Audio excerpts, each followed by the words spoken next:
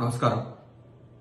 గౌరవనీయులు తెలంగాణ రాష్ట్ర మాజీ ముఖ్యమంత్రి వర్యులు శ్రీ చంద్రశేఖరరావు గారి కుమార్తె, సోదర సమానులు కవిత గారు ఈరోజు ప్రెస్ మీట్లో మాట్లాడుతుంటే చూశాను.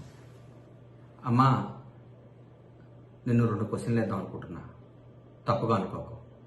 ఎందుకంటే అడగకపోతే నాకు ఎసిడిటీ వస్తుంది, అందుకని నేను అడుగుతున్నా. గత 10 సంవత్సరాలుగా గుర్తురాని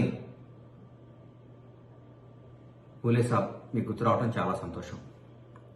గత 10 సంవత్సరాల నుంచి ఏ రోజు బీసీల గురించి కానీ ఎవరి గురించి మీరు మాట్లాడటం ఆనందం. కానీ రేవంత్ రెడ్డి గారు పరిపాలన, తెలంగాణ రాష్ట్రం మొత్తం, తెలంగాణ ప్రజలు మొత్తం కాంగ్రెస్ పరిపాలన, రేవంత్ రెడ్డి గారి పరిపాలన మెచ్చుకుంటున్నారు.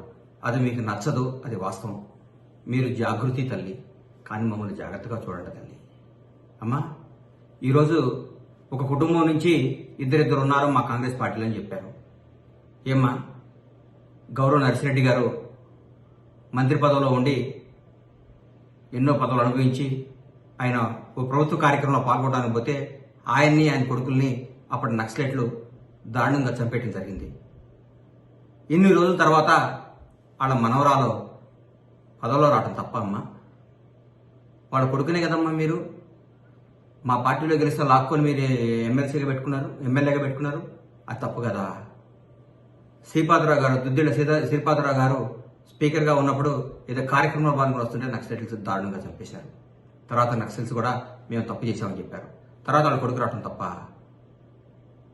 అట్లయితే తెలంగాణ కోసం ఎంతోమంది పోరాడితే కానీ మీరు, నాన్నగారు, మీ అన్నయ్య గారు, మీ బావగారు, మీ తమ్ముడు సంతోష్ గారు, వినోద్రావు గారు, ఆరావు గారు, ఇంకోరావు గారు, ఇంకోరావు గారు, ఇంకేదేదో రావు గారు, ఇంతమంది మీరు ముఖ్యమైన పాత్రలను పోషించి మీరు తెలంగాణను మాత్రం తోసుకోవటం తప్పలేదా అమ్మా?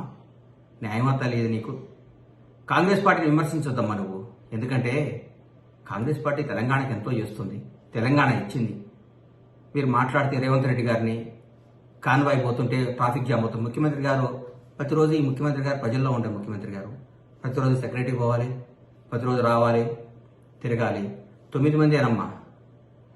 ఎప్పుడన్నా ఒకసారి అమావాస్యకో పున్నానికో బయటకు వస్తే ముఖ్యమంత్రి గారు ఆయన ప్రగతి భవన్లో బయలుదేరక ముందు జేఆర్సీ ఫంక్షన్ హాల్కో ఇక్కడికో వస్తుంటే అక్కడి నుంచి ఇక్కడ దాకా రోడ్డు ఆపేసేవారు. అంటే మీరు బయటికి రారు, బయటకు వస్తే ముఖ్యమంత్రి గారిని తిరగొద్దు అంటున్నారు. ఏం చేయమంటారమ్మా? ఎట్లా చేద్దాం చెప్పండి. మీరు మంచి సలహాలు ఇవ్వండి ముఖ్యమంత్రి గారికి. రేవంత్ రెడ్డి గారు మీరు బయటికి రావద్దు, రేవంత్ రెడ్డి గారు మీరు ప్రజాపాలన చేయొద్దు, రేవంత్ రెడ్డి గారు మీరు జనాన్ని కలవద్దు, రేవంత్ రెడ్డి గారు మీరు బయటకు వస్తే పబ్లిక్ ఇబ్బంది అవుతుందని చెప్పండి.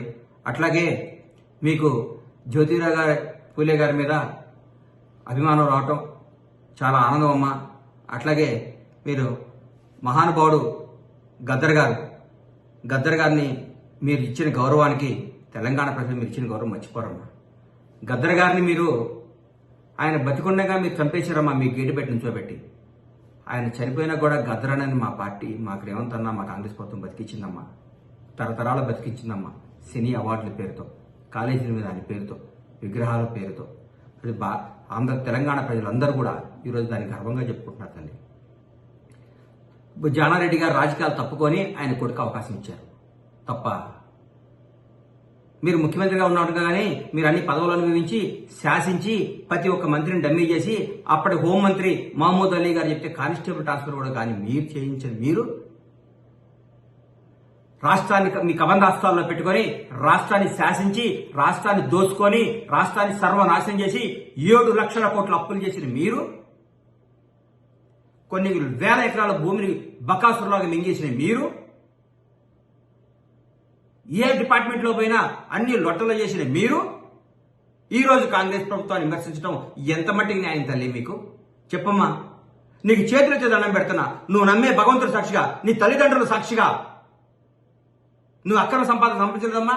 ఒక ఆడబిడ్డవి నీ మీద లెక్కర్ స్కామ్ రావటం మీ తల్లిదండ్రులకు ఎంత అవమానం అమ్మా. మీ తల్లి ఎంత క్షోభపడి ఉంటుందమ్మా నీ వల్ల.